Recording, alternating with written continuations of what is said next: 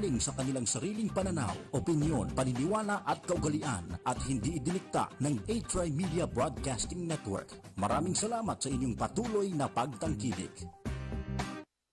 This program is brought to you by A-Tri Media Pro Incorporated. Magandang umaga. Congratulations. Tagahanga mo kami. Hindi mo lang nakakuha. Matagal na kami nakikinig sa'yo. Kasi magandang programa mo. Bukod sa mayroong tinatalakay na tama sa bayan, mayroong humor. At saka bilib ako sa'yo. Kasi minsan parang nagagalit yung babae sa'yo, pero hindi mo pinatulang, cool ka lang. Ang ganda ka, kung tira mo ka ako yung si Percy ka, magaling talaga. Pero talagang kakako, maganda ka makiharap sa tao. Congratulations, babati lang ako sa'yo at more power. Keep it up. Balita, impormasyon at mga isyong may kinalaman sa bayan, lahat isisiwalat ng walang takot, lilinawin, hihimay-himayin, matapang, ngunit malalim at makatotohanang komentaryo sa Lapid 5. Lapid 5, kasama si Percy Lapid.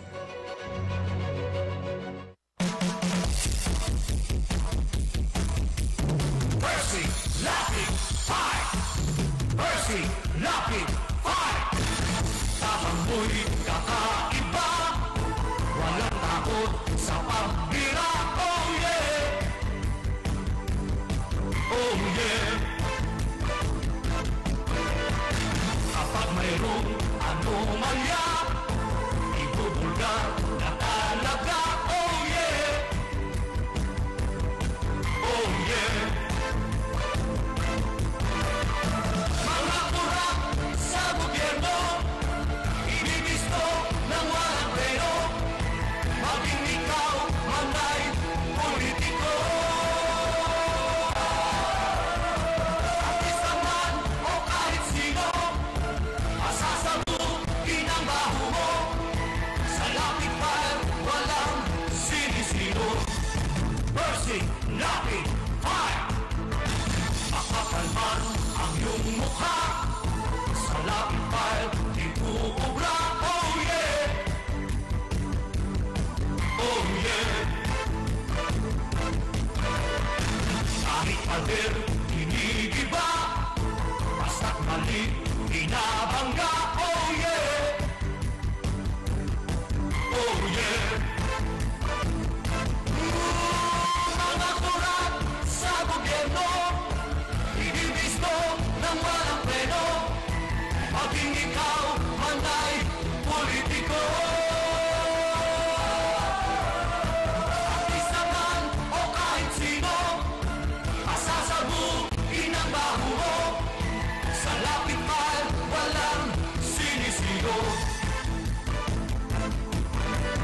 Percy Lapid 5! Percy Lapid 5! Percy Lapid 5! Percy Lapid 5! Percy Lapid 5! Percy!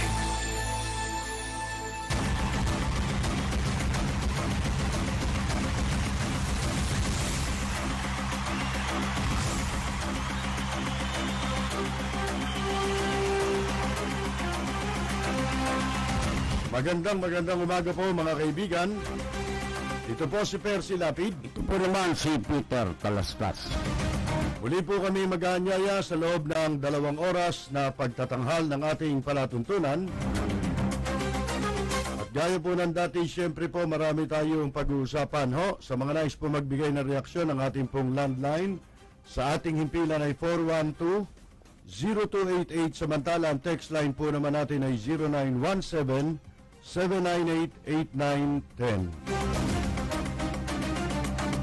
Tayo po'y napapanood sa A-Tri TV, ang radyo sa telebisyon, sa pamamagitan po ng Cable Link TV Channel 7. Pagsapit po naman ng alas 9, tayo po'y sabayang mapapakinggan sa DZRJ Radyo Bandido.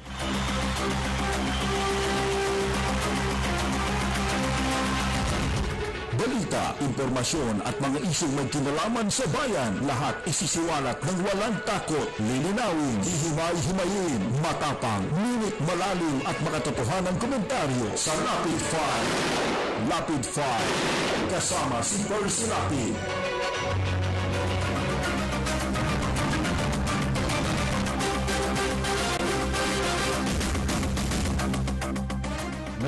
naman daw po ang panibagong listahan na ilalabas si Presidente Duterte. Ito po yung listahan ng mga politiko na sangkot daw sa illegal na droga. Tawagin po yan ay narco list. Pati yung mga yung mga iba pang mga opisyal o mga prominente na pwedeng kasangkot dyan sa illegal drugs.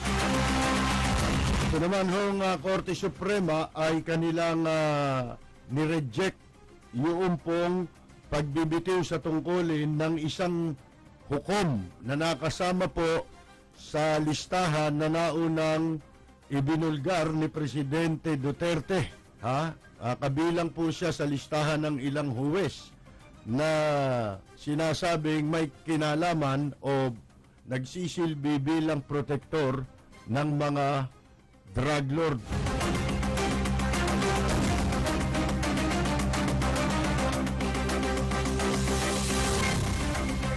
Kaya nga po napapanahon itong itong House Bill na pag-usapan na rin lang kasi ito yung magbubukas ng pintuan para matunto natin kung bakit nagkakaroon ng sabwatan sa pagitan ng mga huwes, ng piskal at saka ng mga local executives, yung LGUs. Pero bago natin puntahan yan, mga kaibigan, ang ipinagtataka ngayon ng marami, ito, papanong nakabalik sa kanyang tungkulin itong si Mayor Espinosa. Ayan. Ayan po, matindi. Papanong ipapaliwanag yan ng administrasyon? Gayong itong si Mayor Espinosa, mga kaibigan, kumpleto sila sa ebidensya dyan. Hindi ba sinalakay nga nila nung tinangka nilang pasukin yun yung compound. Anong tawag dito? Tumakbo sa loob. O nung balikan hanggang sa napatay na yung mga tao, yung iba namang nahuli, itinuturo nila na mga bodyguard ni Mayor. Mismo yung mga nahuli na may dalang droga, hinuli ng mga otoridad. Ngayon, mga kaibigan, paano ipapaliwanag yan? Narinig pa yung bahay niyan na natagpuan yung kilo-kilo shabu. Tsaka mga high-powered ammunition. Yung bahay mismo ng mayor na yan. Sipin mo yan. At saka umamin siya. Umamin. Nakasangkot siya, pero ang boss niya sa droga, yung anak niya. Patunayan kaya siya naging alkalde dahil sa pera na nanggagaling sa droga na kanilang ginamit sa eleksyon. Meron pa nga natuklasan ngayon ng mga tseke. Na nakapangalan, ito'y tseke nitong mayor na nakapangalan na ang binibigyan ng mga tseke mga local officials. Ayun. Oo. Ano tawag natin dyan? Maliwanag na maliwanag yan. Yung bang tseke na yun personal check. Hindi ko pa nababasa kasi yung balita tungkol dun Ito, gusto nating malaman ito Kaya mamaya, kahapon nabanggit na ho natin itong tungkol sa isang panukalang batas Maganda ito kasi may kaugnayan ito dyan. Malaki ang kaugnayan nito at itong panukalang batas na ito, isa sa pwedeng maging paraan para masugpo yung sabwatan sa pagitan ng mga nasa judiciary at saka ng National Prosecution Service. Yun yung mga piskal na nasa ilalim naman ng Department of Justice. Ito sinasabi ho ngayon na mga gamit na cheque na ibinayad sa ilang local officials at mga pulis. Ang na-recover daw ng mga otoridad nung magsagawa ng raid sa bahay ni Albuera Mayor Rolando Espinosa Sr. at nung kanyang anak na si Kerwin. Doon po sa sa Albuera. Albuera ba yun? Albuera, Leyte. Yan mga kaibigan. Ang sabi itong na mga nasamsam na cheque na umaabot sa 4.5 million. Siyempre, ito lang yung available na cheque na kanilang nasamsan. Mga gamit na ito kasi pag tayo meron cheque, halimbawa, nagbayad ka, ibinayad mo yung cheque o ibinigay mo yung cheque sa kanino man. Yung tao na pinagbigyan mo niyan, ang gagawin niya, ipapalit niya yan sa bangko, i-deposito niya. Kung yan for deposit. Ngayon, pagka ipinalit niya yan, for deposit yan, pwedeng cash. Mga kaibigan, pwedeng in cash. Isinusulat sa likod ang pangalan at pinipirmahan ng taong kumukuha at nagpapalit ng cheque sa bangko. Ngayon naman, yan ang proseso, di ba? Pagkatapos na palitan ng bangko yan, halimbawa, ang bangko niya, halimbawa, may pangalan yung bangko di ba? Yung cheque. Ibabalik yan doon sa bangko. At ito naman bangko, ibabalik yan, yung kopya, yung cheque na yun na ipinalit, ibabalik doon sa nagbigay. Halimbawa, galing yan kay Mayor Espinosa, babalik sa kanya yan. Kaya doon, malalaman mo kung sino yung mga nag-ingkas. Kung yung tao bang mga pinagbigyan. O kaya, kung pay to cash yan, hindi nakapangalan sa tao. Halimbawa, nagbigay ako, hindi ko nilagay ang pangalan ng tao, ang inilagay ko lang, pay to cash. Mga kaibigan, isusulat pa rin yung pangalan sa likod ng cheque, yung pangalan nung magpapalit ng cheque, yung pinagbigyan mo. Pero merong ngayon may ginagawa yung iba dyan. Ako, naghigpit na rin yata mga bangko. Meron yan yung pinare-discount yung mga cheque. Ang ginagawa nila, pinapalit nila ng may babawasing tubo. Pero agad papalitan sa'yo, kaya mapupunta sa kamay ng ibang tao yung cheque. Pero pinapayagan ng bangko yun Pero pipirma pa rin dun Halimbawa ako, pinapalit ko yung cheque ko. Ang gagawin nung pirmahan mo. Ilagay mo pangalan mo, pirmahan mo. Pagka pinalitan niya, babawasan niya ako. Halimbawa, kung 1,000 yun, magiging na lang, 800. Tatanggalin niya yung 200. Ikaw naman, dahil sa gusto mong maipalit kagad, kaysa i-deposit mo yung cheque, aabutin ng 3 araw, ang clearing nun, ipapalit mo na. Kasi mas malaki siguro mawala sa iyo kung yung 3 araw kaysa dun sa 200. Yung 200, sobra pa dun, pwede mong kitain sa 3 araw. Ngayon ito ang sabi dito, ng pulis, mga kaibigan, na sumamsam nito mga cheque na ito, ito daw si Espinosa, umuupa ng bookkeeper. Yung accountant, di ba? Bookkeeper and accountants now under custody and who revealed the payments to several local officials and policemen. Ayun. Yun, natuntun din kung sino yung mga humahawak ng libro na pinagkakagastosan nitong mayor na ito, lalo na specifically yung pag ginagamit yung cheque, siyempre nire-record nila yan. Mga kaibigan, ito ngayon ang humahawak. Hawak na rin ito ng mga otoridad. At sila ang nagbulgar sa mga pulis na meron itong binabayarang mga local officials saka mga pulis. Bakit yan hindi nilalabas ang pangalan? Sino-sino yun? Samantalang yung hindi natin alam, lumalabas ang pangalan. Halimbawa, yung mga judge, yung mga piskal, hindi naman public knowledge yun kaya, tsaka hindi natin kilala yun, nandun sa yun nandun sa malalayong lugar. Kung kilala man sila doon at alaman sa lugar nila na meron silang kaugnayan, hanggang doon lang. Dito hindi nakakarating yung impormasyon na yun. At tsaka kung tayo'y taga rito, medyo hindi tayo interesado. Kapag merong sinasabing doon protector anya ng droga si ganito, o kung pangaraniwang mamamayan. Ngayon, ayaw daw nilang ilabas ang pangalan nito dahil daw lahat ng impormasyon tungkol sa sinasabing posibleng payola will be available during the visit of PNP chief. Tinutukoy niya si Bato. Si Batong wala naman palang ibubuga yata ito eh. Ang tinatanong natin ngayon, paano nakabalik si... Ayan hawak niyo ebidensya.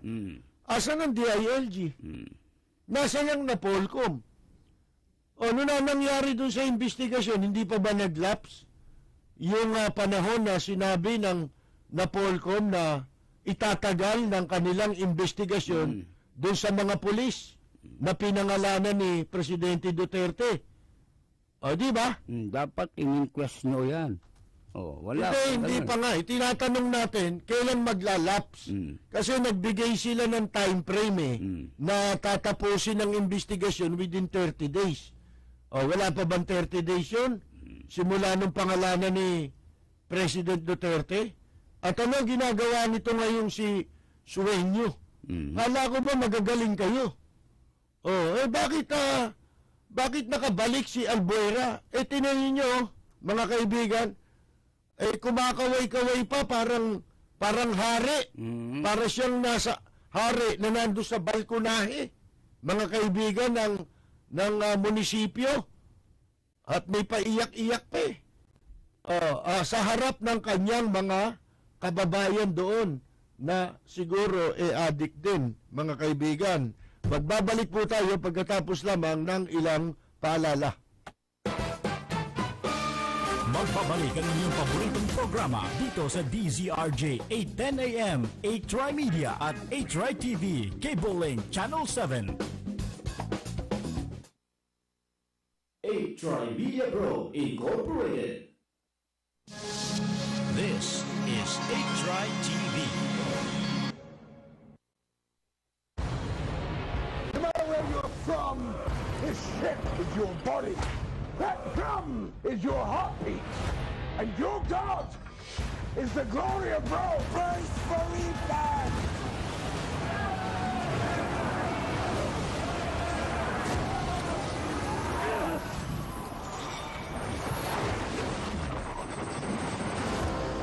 How long were you a slave?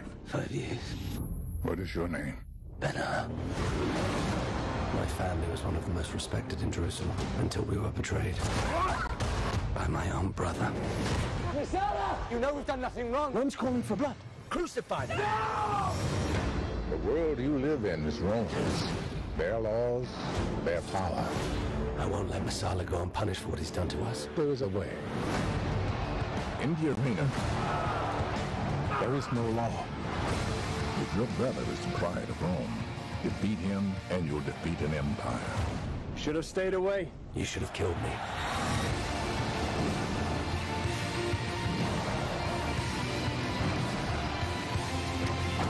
Remember, first to finish, Last to die. Are we having fun now, brother? Stand and fight! Stand up now!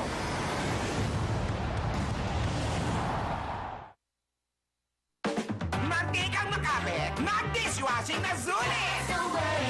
The sulit! I found one! Kalsebo, pati lansa. I love it! Sulit pa yan! Pagdas paste o doble pa. Ang dali ng hugasan. That's the way! The sulit! I found the one! That's the way! The sulit! I found the one! Todo linis, presyong sulit, das! Sobrang init. Sumakit ang ulo ko. Buti, mabait katabi ko. Taas ng lagnat ko noon. Buti may nagmalasakit. Nanghina ako sa headache. Buti may tumulong. Sa sakit ng ulo o lagnat, kusang lumalabas ang pag-aalaga. At wala nang hihigit pa sa ingat na napapadama natin kasama ang Biojesic po. Biojesic na? Mrs. Biojesic po. Biojesic, ingat na damang-dama. Trusted quality healthcare. Unilab yan. This program is brought to you by 8 Media Pro Incorporated.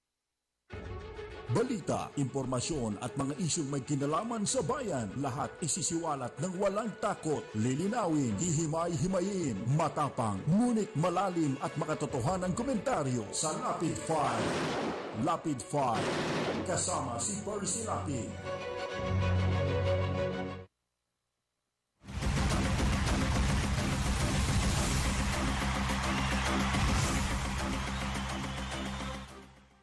Magpapatuloy po tayo mga kaibigan. Ito ay yung nahuling mga tseke sa bahay ni Espinosa. Sinurrender din ito ng mga accountant na humahawak ng kanyang libro. Ito sinasabi ko sa balita mga kaibigan na yung daw mga protection money na pinamimigay nitong si Espinosa sa mga pulis o sa pulis na ang rango PO1. Alam ba ninyo kung magkano kada buwan? PO1 ka lang Ikaw yung pinakamababa Baba. Sa rango ng mga pulis. 25,000 a month. Nako. PO1 lang yun. Ba't hindi magpapagamit yan? Mga kaibigan, bakit hindi niya na poproteksyonan yung nagbibigay sa kanya? Imbes na proteksyonan niya taong bayan na nagpapasweldo sa kanya, magkano ba sweldo ng PO1? Nako, wala pang 500 lang yan isang araw Wala pa Hindi, yung isang buwan. Palagay mo na 30, 25 mil. O katumbas din nun. Wala ka namang gagawin. Taka probinsya yun. Ngayon ito pa, ang sabi nila, ito rin sila rin, binibigyan po ng yung mga matataas na mga opisyal, bukod sa milyon ang ibinabayad sa kanilang suhol, binibigyan pa sila ng magagarang sasakyan. Nako. Yung mga luxury vehicles, mga kaibigan. At sabi nitong si Espinido, ito yung commander doon ito yung chief of police doon kinumpirma niya na wala na raw control sa police, over the police, itong si Espinosa. Kahit na siya ay nagbalik na sa kanyang pwesto. Ang tinatanong natin, ang tagal nating yung teleserye nang nangyaring yan mula dun sa iniharap yan sa media. Pagkatapos pinayagan na gawing hotel yung White House. Ultimo dun sa sila pinananagot sa batas, taong bayan pa rin at pera pa rin ng taong bayan, pasilidad ng taong bayan ang kanilang nagagamit. Samantalang itong mga pipitsugin, yung mga piyait-piyait, yung mga mga maglulupa, na pinagbababaril na lang na parang manok, mga kaibigan, pagkatapos ganito ang treatment natin. Nasaan ang kaso nito? Bakit nakabalik po ito? Ito, tignan ninyo yung kapatid ni Herbert Bautista, si Konsihal Hero Bautista. Di ba nag-privilege speech? At kasunod ng kanyang privilege speech, nag-volunteer siya, voluntarily, mga kaibigan, nag-undergo siya ng rehabilitation. O isipin ninyo yan. Konsihal lang yan. Ito, mayor. O, paano natin sasabihin na, para saan pa yung nilabas natin ang pangalan niyan? Para saan pa yung nahuli yung mga bodyguard niyan, may dalang droga, napatay yung iba, at yung iba namang nahuli, itinuturo siya. Para saan yun? Yun na nga. Para saan ang pinagnangangaknak ng marami na ibalik daw ang death penalty? Yan ang example Aanin natin ang death penalty kung wala naman tayong kinakasuhan. balita, impormasyon at mga isyong may kinalaman sa bayan, lahat isisiwalat ng walang takot, lilinawin, hihimay-himayin, matapang, ngunit malalim at makatotohanang komentaryo sa Lapid 5. Lapid 5, kasama si Percy Lapid.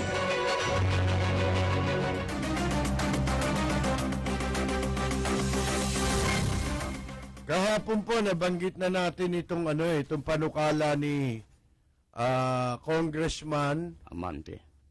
Ano pangalan nito?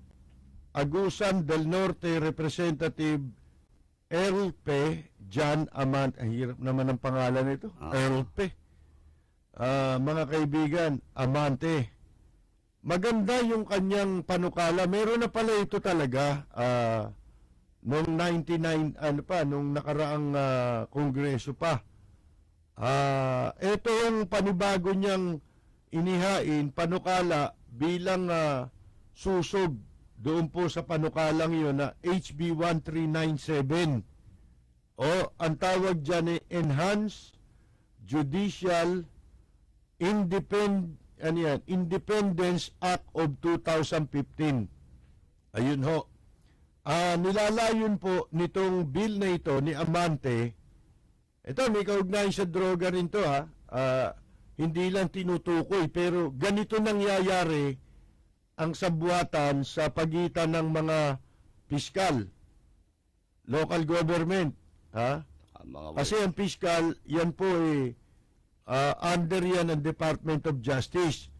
Pero lahat, yung mga piskal, mayroong mga piskal tayo na ina-assign sa mga local government offices. Yun na nagiging opisina nila, yung City Hall o kaya Municipal Hall. Mga kaibigan, ngayon, meron din mga judge dyan.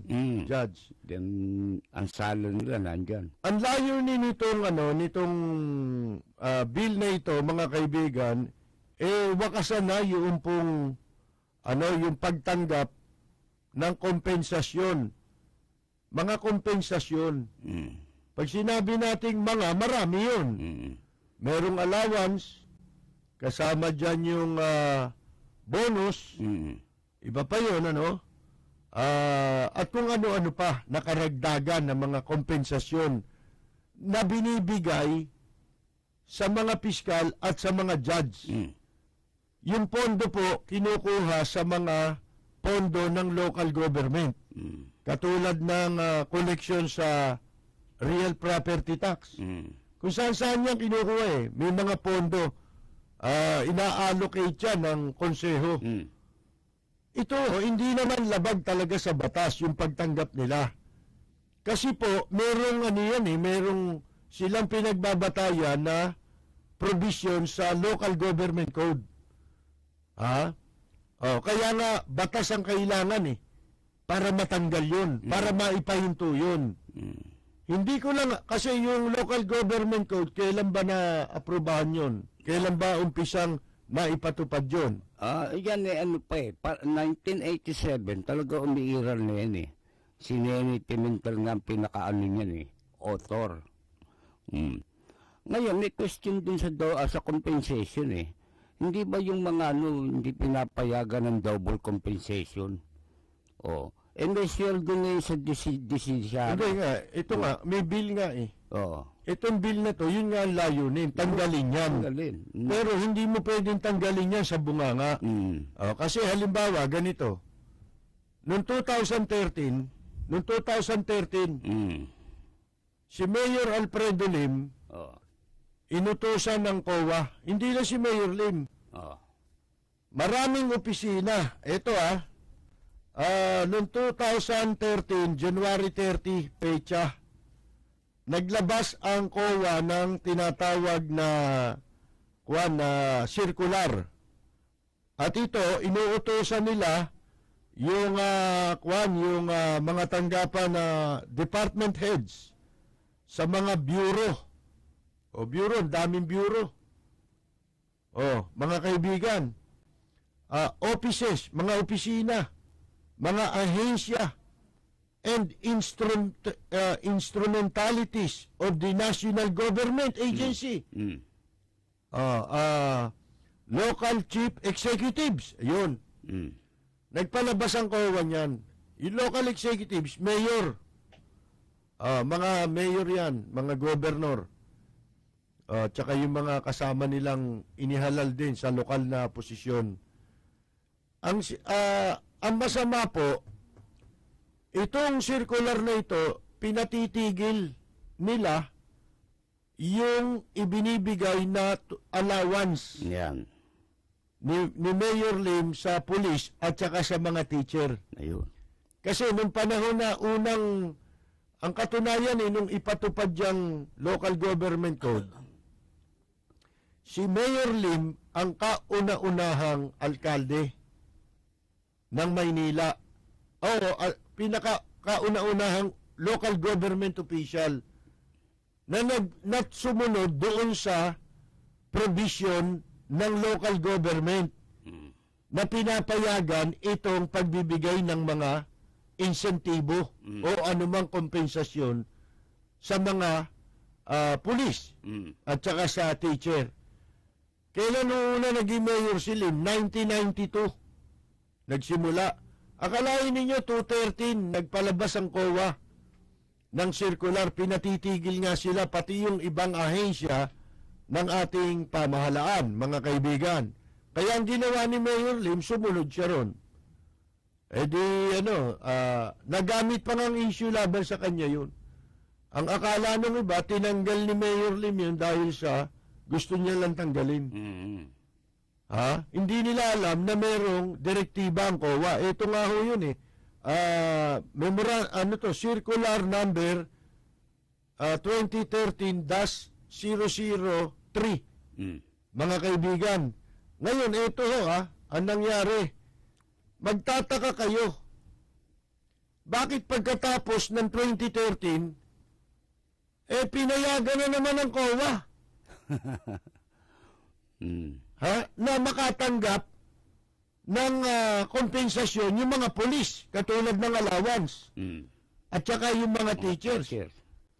Ang suspecha ko tuloy, baka kaya ginawa ito ng COA, naglabas sila ng circular, January 2013, mag-i-election yun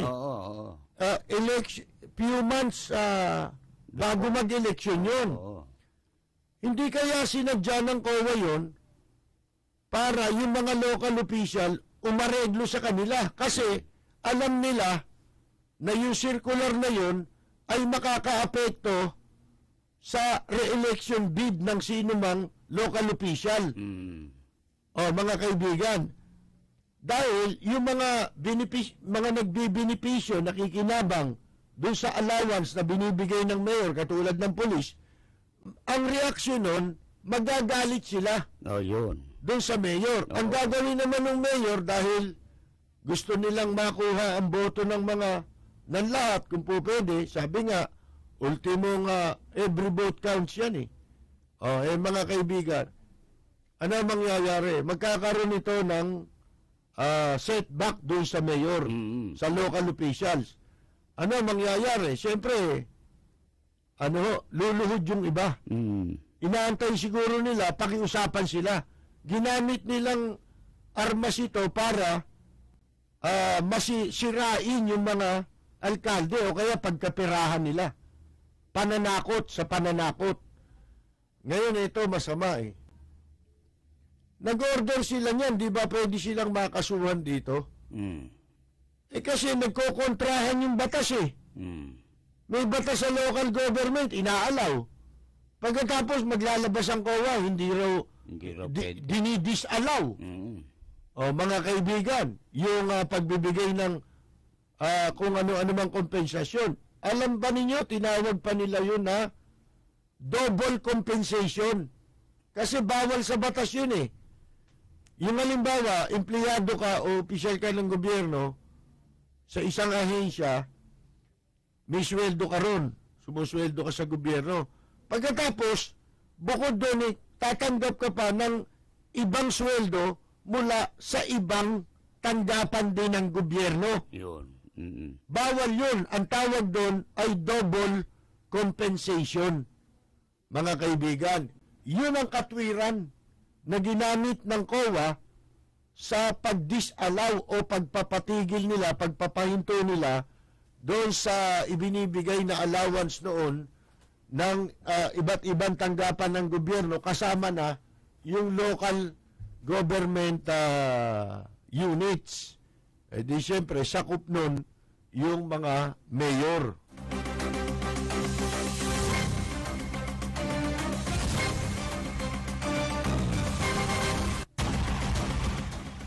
Yan, kaya maganda itong House Bill 1397 na pinapanukala ni Amante, Congressman Amante ng Agusan del Norte. Ang sabi niya, mga kaibigan, sakaling maipasa itong batas na ito, ipagbabawal na ang lahat ng karagdagang kompensasyon sa mga piskal at hukom. Ang puna ko lang dito, kulang Dapat isama yung teacher. Kasi ang teacher, saan ba sumusweldo yan? Sa national government. Ang pulis, saan sumusweldo yan? National government. Ba't hindi niya isama rito yun? Hindi, may paliwanag siya ng intention niya magkaroon ng independensya ang judiciary. Hindi nga, gagawa ka na rin lang ng batas, lahatin mo na. Bakit i-confine mo lang? Kasi nga, ang pinoproteksyonan mo yung integrity. Bakit? Yun lang bang piskalya ang may karapatang magkaroon ng integrity? Yun lang ba? Lahat ng tanggapan ng gobyerno, kinakailangang panatilihin ang integrity. Ultimo sila nga hindi ba? Ba't hindi ba kasali yun? Hindi ba lahat yan nakasulat sa sa Code of Conduct and Ethical Standards of Public Officials and Employees? Bakit dapat baka mamaya sa bandang uli, gagawa na naman tayo ng ibang batas. Mga ampupuntiryahin naman natin, police at saka teacher. Isama mo na rito yun. Kung ang talagang layunin natin ay i-preserve ang integridad, hindi lamang ng judiciary, kundi lahat ng tanggapan sa gobyerno. Mga kaibigan, hindi ko may namasama. Maganda itong bill na ito ni Amante. Katunayan, ilagay ko ngayon sa column ko Bida ngayon siya dyan di ko naman kilala yan. Pero tama yung kanyang panukalang batas na yan kasi nagkokontrahan Ito walang yari nitong COA Mandurugas din ito Kaya nakita ninyo lahat ng katarantaduang nangyayari ngayon sa lungsod ng Maynila nagagawa. Bakit? Paano? Pati COA nahawakan. Kaya kailangan lahatin Specific, ilalagay na dyan, COA lahat. Basta ikaw, government agency, including siguro yung mga, ewan ko kung itong COA, pwedeng isama dyan. Pwede siguro. Pwede. Empleyado ng gobyerno yan kahit ba constitutional yan pwede yan. Yun ang sinasabi natin. Ang dapat po, buuin niya yan kasi pangit yung yung sa bandang huli, maisip natin, dapat pala na isama ito. Kasi ang layunin natin mapanatili. Kung hindi man, kasi wasak na ang imahin yan Yung National Prosecution Service na yan Lalo sa Maynila, tignan ninyo yung nakaupo dyan na Chief City Prosecutor, si Edward Tugonon. Pro-ERAP yan Dapat nga yan, tinatanggal na ni Aguirre yan Notorious yan. Mga kaibigan, dahil kumakampi siya kay ERAP di lalo ngayong magkasama sila sa isang opisina. Kasi yan ina-appoint siya sa unang na-appoint na city prosecutor yan sa Muntinlupa. Ang presidente si ERAP. Kaya mas lalo ngayon na magagamit ni ERAP yung prosecution service na naka-assign sa Maynila. Bakit? amo niya si Erap Pagkatapos, siya rin ang uupong board of canvasser. Katarantaduhan na yan. Kaya nga sabi ko sa inyo, pati police, pati teacher, dapat kasama yan. Oo. Kasi kung pag-uusapan mo independence, lalo na pag panahon ng eleksyon, siyempre, papabor yun doon sa incumbent. Nagbibigay sa kanila Wala bang karangalang dangal, integridad na dapat pangalagaan ng teacher? Mas lalo yan Lalo. Isipin mo, tinuturuan niya mga bata. Ang tungkulin nila, hubugin yung mga bata sa tamang pag-iisip. Ano matututunan ng mga bata pag nakita nila yung mga teacher sa panahon ng kampanya tumatanggap ng computer tablet. Yun. Yung ba ituturo natin? Para magpagamit sila upang paboran yung pandaraya sa eleksyon na sila kasali sa pandaraya. Yung ba ituturo natin sa eskwela? O yung mga pulis? Katulad nga nung binabanggit natin kanina, di ba may mga tseke?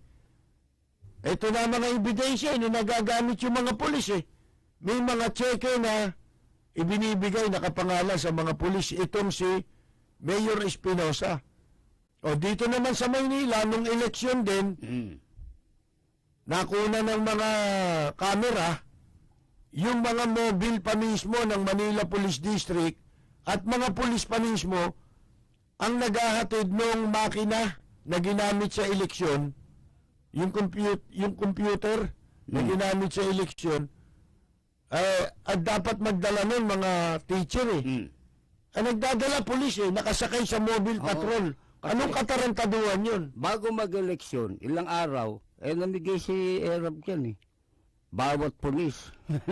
Binigyan niya ng extra allowance. Yun na nga ang sinasabi natin. Bakit sa panahon ni Erap pinapayagan? Bakit? Nagsabuatan ng COA? Nagkaarigluhan kayo? Bakit ganon? At saka yung questionable yung yung direktiba, yung circular 2013-003. Bakit? Kasi kumukontra yun doon sa local government. Kung pwede, pwede. Oo. Hindi yung ngayon pagbabawal mo tapos sa bandang uli, pwede pala. Anong katarantaduhan yan? Hindi ba dapat kinakasuhan din itong mga hindiropot na ito sa COA? Matagal na rin niya. Ang alam ko, wala pang permanenteng chairman yan Yan pala si Heidi Mendoza, walang kwentang tao yan Umarte lang yan, leching yan Mga kaibigan dapat yan, baki ni President Duterte yan nagpapanggap lang na malinis yan pagtatangkaan ba buhay niya kung malinis yan? Hindi malinis yan Ito katunayan Nangyari lahat ito sa kanyang panahon.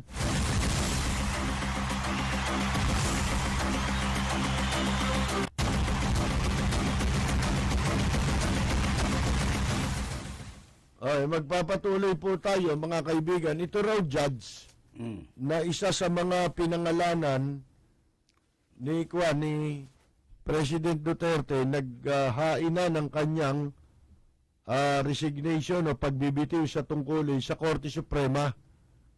Ito daw isang araw pagkatapos na siya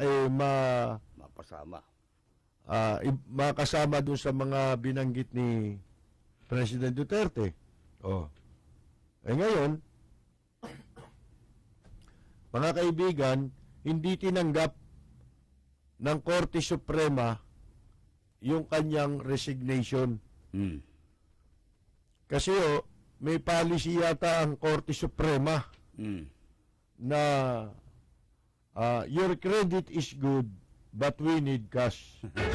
Balita, impormasyon at mga isyong may kinalaman sa bayan, lahat isisiwalat ng walang takot, lilinawin, hihimay-himayin, matapang, ngunit malalim at makatotohanang komentaryo sa Rapid Fire. Rapid Fire, kasama si Percy Lapid.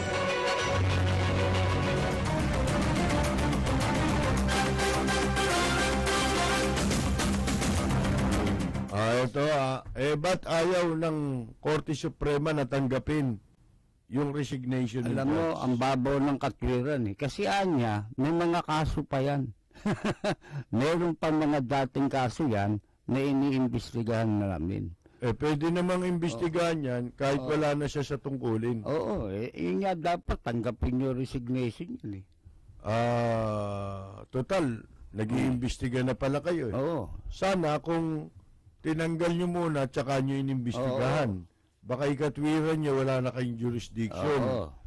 Eto naman bakit ho yung kwan? Yung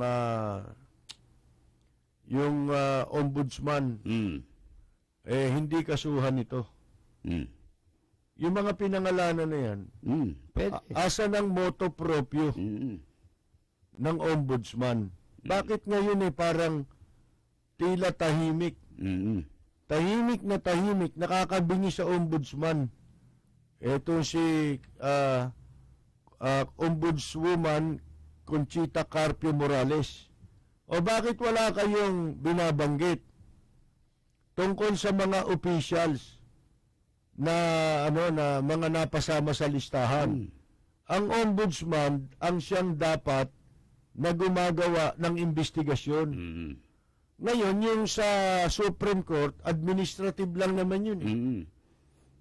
Mga kaibigan, pag sabihin na natin, sige, hindi nyo tanggapin yung resignation, pero pwede mong i-relieve na yun. Pending investigation. Sa pwesto. Naghahagis nga ng tuwalya bakit hindi mo bakit hindi mo i-relieve? Hindi yung hindi mo tinatanggap ang resignation, i-relieve mo. Tanggalin mo sa pwesto dahil baka mamaya yung pwesto niya, magamit niya pa para proteksyonan yung kanya sarili. O kaya, alam nyo na, maraming paraan yan Katulad ng ginagawa ng ombudsman sa mga public officials na kanilang kinakasuhan. Sa sandali makasuhan ka, automatic, ikaw meron pa ngayon, di pa nila nakakasuhan Pag nakita nilang may probable cause, sila mismo nag-i-implement ng suspension order. Preventive suspension order. Kamukha yung mayor niya na si Espinosa. Bakit hindi tanggalin ng Korte Suprema itong judge na ito? Meron silang technicality ron Kasi oras na tinanggal nila, hindi na nila pwedeng pakialaman. Hindi nga Ang sinasabi ko nga, i-relieve mo sa pwesto. Suspindihin mo. Kaya sinasabi nila na iniimbestigahan pa namin. Merong mga kaso kasi yan sa amin. Alam na pala, ibig sabihin, lumilitaw na bukod pa po sa droga. At dati na. Dati nang may kasong droga. Di mali yung nauna nilang statement labang kay President Duterte. Ano sabi nila? Di ba sinisisi nila si Duterte, pinaglalabas pa ng kopya yata ng warrant of arrest para doon sa mga hinuli.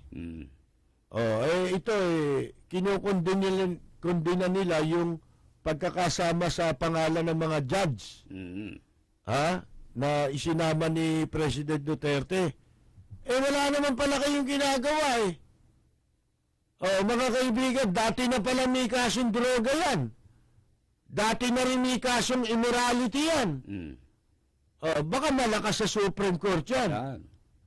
Mga kaibigan, di ba? Sabi pa nila kay Duterte, ina-undermine niya ang mga naangwes, ang judiciary. Yung pala, dati na may kaso, dami. Bukod sa immorality, dapat ayan, nakikita ng ombudsman yan. Dapat, ginagamit nila yung kanilang kapangyarihan na kung tawagin nila motu proprio. On its own ay pwede silang mag-imbestiga ng kahit sino. Magtataka nga kayo dyan meron na nga, hindi na nga kahit anonymous kasi pwede yan Diba, may gusto kang kasuhan sa ombudsman, anonymous ka, hindi ka magpapakilala, pero ititip mo o bibigay mo yung information sa ombudsman. Ang katunayan, kahit wala kang dalang ebidensya, pwede ang ombudsman ang may tungkulin na magsagawa ng investigasyon at humanap ng ebidensya. Kasi kapangyarihan, malawak ang kanilang kapangyarihan. Meron silang kapangyarihan na i-compel o utusan ang sino man sa gobyerno na maglabas ng kaukulang dokumento na magdidii sa kanila sa kaso. Yan ang kapangyarihan ng ombudsman. Pwede silang humingi, ay, tignan ko nga yung ganitong papeles na pinirmahan mo. Asan yung ganitong papeles na pinirmahan mo? Pwede yun. Hindi pwedeng tanggihan ng ano yun. Pwede. Ng sino man sa gobyerno. Kaya nga dyan, meron silang tinatawag na moto proprio. Ang katunayan kahit dyaryo, kahit sa dyaryo lang lumabas, meron sila isinulat na ganito, ganon si public official na ganito. Abay doon pwede na sila magbase. Magsasagawa sila kahit walang ebidensya. Pero ito, dito kayo magtataka dyan sa ombudsman. Magpunta ka dyan, magdala ka ng dokumento, mababaliwala yung kaso mo kahit na ikaw, lumantad ka pa. So, ibig sabihin merong malaking katarantaduang nangyayari sa Office of the Ombudsman na sila lang ang nakakaalam. Bakit? Mga kaibigan, hindi kaya ang kanilang ginagawa parang dinidiscourage nila. Imbes na, baliktad imbes na encourage mo ang mamamayan sa pagsugpo ng katiwalian sa gobyerno, mga kaibigan, makatuwang ng ombudsman at ng mga matitinong opisyal sa gobyerno, ang mamamayan sa pagsugpo ng corruption, ano yun gusto mo pang i-discourage. Bakit? Hindi ninyo ini-entertain yung mga iniharap dyan. Kahit na tinanggap ng ombudsman, binabaliwala nila kahit na meron pong nagpapakilalang inirereklamo niya ang isang tanggapan dahil sa pangyayari ng isang katiwalian na kanyang nalalaman. Mga kaibigan, yan nga ang purpose kung bakit pinalalakas ang kapangyarihan ng mamamayan. Pinalalakas ang mamamayan para sa laban sa pagsugpo ng katiwalian. Yun ang purpose ng Freedom of Information Bill, yung FOI, mga kaibigan, upang yung mga mamamayan magkaroon sila ng access sa lahat ng public records na kanilang gustong makuha. Yun yung kung tawagin, yung FOI, yung tawag dyan, access to public records, na pwedeng magkaroon ng access ang mamamayan sa pagkuha ng dokumento. Kasi dinideprive ang taong bayan Kaya maraming katiwalian ang naitatago nila. Maraming katiwalian nagaganap sa gobyerno, transaksyon, mga maanumalyang transaksyon, ang nagagawang itago sa kaalaman ng publiko. Bakit? Wala kang makikitang ebidensya. Dahil hindi ka nila bibigyan. Itatago nila yung record. Kung merong Freedom of Information Bill, o batas, law, mga kaibigan, ay hindi na problema ng taong bayan yan. Wala na silang magagawa. Para mag-ipit pa sila, magtago sila ng dokumento sapagkat meron ng batas na nagtatakda sa kanila na pag kinailangan ng mamamayan o ng publiko ang anumang uri ng papeles na may kinalaman sa transaksyon, ganito, etc., kontrata, kinakailangan ibigay sa kanila yung kopya, mga kaibigan. O, di ba pinalalakas natin ang kampanya laban sa katiwalian? Katulad nung yung plunder law. O kaya pinasa yun eh. Para masugpo ang katiwalian sa ating pamahalaan. Bago tayo magpatuloy, ilan po muna ang mensahe ang aming ihatid sa inyo. Magbabalik po kami. Sa atin pong pagbabalik ay sabayan na po tayong mapapakinggan sa DCRJ Radyo Bandido. Mga pangunahing balita at impormasyon na dapat ninyong malaman, mga kabulukan, pasisingawin at isisiwalat sa Lapid Fire. Makabuluhan at makatotohanang komentaryo para sa kapakanan ng bayan. Ihahatid sa inyo ni Percy Lapid, Lunes hanggang Biyernes, alas 9 hanggang alas 10 ng umaga. Samahan si Percy Lapid sa Lapid Fire dito sa DZRJ 810, hatid sa inyo ng 8 Trimedia Broadcasting Network.